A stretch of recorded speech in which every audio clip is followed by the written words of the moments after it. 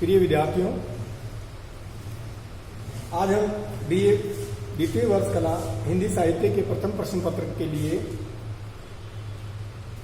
जिस व्याख्यान को बताने जा रहे हैं उसका टॉपिक है रीति काव्य की मूल प्रवृत्तियां या विशेषताएं। रीति काव्य की जो मूल प्रवृत्तियां हैं उनके अंतर्गत सर्वप्रथम हम जिस प्रवृत्ति का विवेचन करेंगे वो है कि रीतिकाल के लगभग सभी आचार्यों के अंतर्गत एक प्रकार की होड़ा होड़ी मची हुई थी।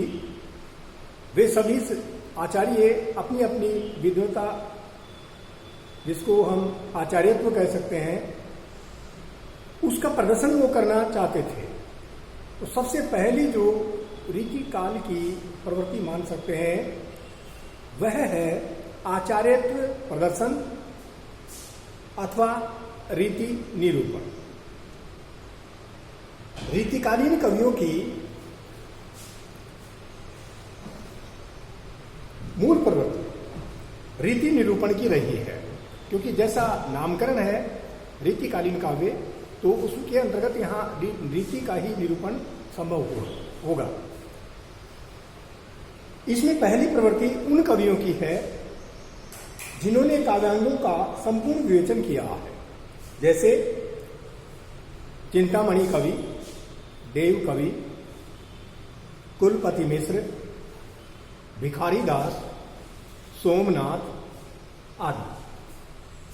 दूसरा वर्ग उन कवियों का है जिन्होंने समस्त काव्यांगों का विवेचन न करके किसी विशिष्ट काव्यांग अथवा कुछ काव्यांगों का विवेचन किया है, जैसे रस और अलंकार। तोष जो कवि हैं उनका जो ग्रंथ है सुधा निधि, रसलीन का रस प्रबोध, बेनी प्रवीण की नवरस तरंग आदि इसके उदाहरण हैं। तीसरा वर्ग इन्हीं रीतिकालीन कवियों में से उन कवियों का हम ले सकते हैं जिन्होंने अपने सरस कवित्वपूर्ण उदाहरणों की रचनाएं की। ऐसे कवियों में हम प्रमुखता के साथ कवि बिहारी को, मतीराम जी को, भूपति कवि को, इनको हम सम्मिलित कर सकते हैं। भूपति की जो सत्संज्ञा है, नक्षिक वर्णन है और विभिन्न कवियों का स्फुट काव्य आता है। आचार्यत्व प्रदर्शन भी इन कवियों की मूल प्रवृत्ति रहा है कि सभी कवि अपने अपने आचार्यत्व का प्रदर्शन करने में लगे हुए थे। कोई किसी से अपने आप को कम नहीं आंक रहा था। आचार्यत्व प्रदर्शन भी इस काल के कवियों का ध्येय था। आचार्यत्व करने वाले उदाहरण इस प्रकार से हैं, जैसे रस निरूपण। रस कविता को अंग भूषण है, भूषण सकल गुण स्वरूप और रंग दूषण करे कुरूपत। ये किसने कहा? भिखारी दास कवि ने। और अलंकार का निरूपण भी यहाँ अन्य कवि के द्वारा किया गया, और वो कवि हैं केशवदास, जिन केशवदास जी को हम रीतिकाल का प्रमुख आचार्य मान सकते हैं और प्रवर्तक भी हम उनको मान सकते हैं रीतिकाल काव्य का। अलंकार निरूपण उनके द्वारा किया गया। यद्यपि सुजात सुलचिनी सुवर्ण सरस सुव्रत भूषण विनुन रागति कविता बनिका मित्र, ये केशवदास जी के द्वारा कहा गया। दूसरी जो इसकी मूल जो प्रवृत्ति है या जो विशेषता है वो है श्रृंगारिकता, क्योंकि रीतिकाल के अंतर्गत बहुत सारे कवि ऐसे हुए हैं जिन्होंने अपना संपूर्ण जो काव्य सृजन किया वो श्रृंगार पर ही आधारित वर्णन उनके द्वारा उसमें प्रस्तुत किया गया। रीतिकालीन श्रृंगारिकता की जो प्रवृत्ति है ये युगीन परिस्थितियों की देन है, क्योंकि रीतिकाल की ये देन मानी जा सकती है, क्योंकि रीतिकालीन जो सारे कवि हैं उन्होंने केवल श्रृंगार रस से ओतप्रोत अपने काव्य का सृजन किया। समस्त रीतिकाल मुक्त यही श्रृंगार का काव्य है, जहां प्रेम की सूक्ष्म व्यंजना उनके द्वारा अपने काव्य के अंतर्गत यहाँ प्रतिष्ठित की गई और मानसलता के वो यानी सूक्ष्म मानसलता के, प्रेम की सूक्ष्म मानसलता के दर्शन उनके काव्य के अंतर्गत यहाँ होते हैं। शारीरिक सौंदर्य के आगे आध्यात्मिक व साहित्यिक सौंदर्य तक इनकी वृत्ति पहुंच ही नहीं पाई। प्रेम भावना से उन्मुक्त होकर रसिकता उनके द्वारा प्रकट की गई। कमलों से सुशोभित और भ्रमणों से मुखरित स्वच्छंद सरोवरों में स्नान करती हुई सुंदरियों के अनावरत सौंदर्य को देखकर इन कवियों की सरस्वती फूट पड़ती थी। डॉक्टर बच्चन सिंह इनके बारे में लिखते हैं, ग्रंथों से अधिक ग्रंथ कवि के मादक वर्णन में है। गंधों से भी अधिक गंध किसके वर्णन में है? कवियों के मादक वर्णन में है। और इससे और आगे बढ़कर वह देखता है रंग बिरंगी झीनी साड़ियों और पारदर्शी बहुमूल्य दुइलों से झांकी हुई उनकी जो नायिकाएं हैं, उनकी उन्मादक शोभा और कीमती जवाहरातों से अभिमंडित उनका जगर मगर उद्दीपक सौंदर्य। झीने पट में झुलमुली झलकती ओप अपार, ये रीतिकाल के कवि के द्वारा लिखे गए दोहे की पंक्ति है। इससे ये चीज बिल्कुल स्पष्ट हो जाती है। तीसरी जो इसकी जो प्रवृत्ति है जिसका हम आगे वर्णन करने जा रहे हैं, वह है नारी के प्रति दृष्टिकोण। रीतिकाल के जो समस्त रीतिकालीन कवि हुए हैं, इन सभी कवियों का नारी के प्रति जो दृष्टिकोण रहा है, ये रीतिकालीन साहित्य में नारी की जो स्थिति है वो दयनीय थी। उसको उपभोग पर पुस्तक के रूप में समझा जाता था और नारी के प्रति सामंती दृष्टिकोण होने के कारण कवियों की दृष्टि भी नारी के अंग प्रत्यंगों में ही उलझ कर रह गई। स्त्री को पुरुष के समकक्ष समाज की नियामिका न मानकर योग्य संपत्ति या उपकरण मात्र समझा गया। नारी के आंतरिक गुणों तक देखने का अवकाश इस युग में किसी भी कवि के पास में नहीं था। उन्मुक्त स्व किया प्रेम के साथ साथ परकिया भोग को भी कवियों ने अपने काव्य में संकोच मुक्त होकर चित्रित किया, जिनमें बिहारी कवि, देव कवि, पद्माकर कवि आदि कवियों ने नारी सौंदर्य के सूक्ष्माति सूक्ष्म चित्र अपने काव्य के अंतर्गत यहाँ उकेरे। त्रिबली नाभि दिखाई के सिर ढकी सकुच समाही, अली गली की ओठ हवे चली भली विधि चाही। ये रीतिकालीन कवि के द्वारा लिखा गया दोहा है, जो इसे नारी के प्रति दृष्टिकोण का एक उचित उदाहरण हो सकता है। चौथी जो विशेषता हम रीतिकालीन काव्य की जो मूल प्रवृत्ति या जो विशेषता जिसे हम मान सकते हैं, वह है सामंती अभिरुचि। यह काल सामंतों के वैभव एवं अतुलित ऐश्वर्य का था तथा समस्त जो साहित्य है वो आश्रयदाताओं के आनंद तथा अभिरुचि को केंद्र में रखकर रचा गया।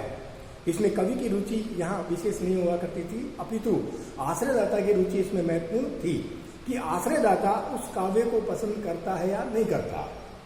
कवियों ने सामंतों के भोगपरक जीवन को देखकर अर्थ व यशोपार्जन की लालसा से अपनी कल्पना एवं वाद वेदम को चरम सीमा तक प्रस्तुत किया है। और देव एक महल का वर्णन इस तरह से इसमें प्रस्तुत करते हैं। उज्ज्वल अखंड खंड सातें महल महामंडल समारोह चंद्र मंडल की चोट ही, ये देव कवि ने महल का वर्णन किया है। और भीतर हूं लालनी के जालनी विशाल ज्योति, बाहर जुनहाई जगी ज्योतिन की जोट ही, ऋतु के अनुसार ग्रीष्म ऋतु में बर्फ, शीतल पाटी, अंगूरी आसव, खसकी टाटी, ऊंच हो कुछ है तो शिशिर में गिल में गुनीजन, गलीचा, सेज, सुराही, सुबाला आदि सामंती दिनचर्या के आदर्श माने जाते थे। पांचवी जो विशेषता है कि भक्तिकालीन जो रीतिकालीन जो साहित्य है, रीतिकालीन काव्य के अंतर्गत यहाँ उसकी जो मूल जो प्रवृत्ति है उसके अंतर्गत हम पांचवी जो विशेषता है वह किसको सम्मिलित कर सकते हैं? भक्ति, नीति, वैराग्य का चित्रण इन कवियों के द्वारा किया गया। जैसा हम बिहारी कवि के लिए कहते हैं कि बिहारी के काव्य में भक्ति, नीति और श्रृंगार की त्रिवेणी प्रवाहित हुई है, उसी तरह से ज्यादातर कवियों के काव्य के अंतर्गत यहाँ भक्ति, नीति और वैराग्य का चित्रण रीतिकाल के अंतर्गत यहाँ देखने को मिला। रीतिकाल में काव्य की मूल प्रवृत्ति श्रृंगार की रही, किंतु कहीं कहीं भक्ति, वैराग्य तथा नीति संबंधी काव्य भी देखने को मिलता। डॉक्टर नगेंद्र का कथन है, जीवन की अतिशय रसिकता से जब ये कवि घबरा उठते होंगे तो राधा कृष्ण का यही अनुराग उनके धर्म भीरू मन को आश्वासन देता होगा। इसलिए ज्यादातर कवियों ने राधा कृष्ण के ऊपर ही अपना काव्य लिखा।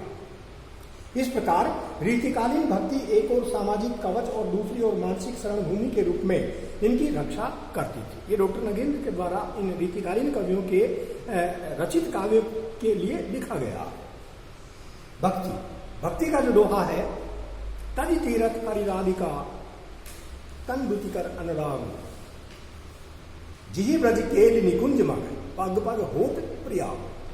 ये भी यहाँ रीतिकालीन काव्य के कवि के द्वारा लिखा गया दोहा है। वृद्धावस्था में केशव देव पद्माकर आदि कवि असक्त होकर वैराग्य की ओर उन्मुख दिखाई देते हैं।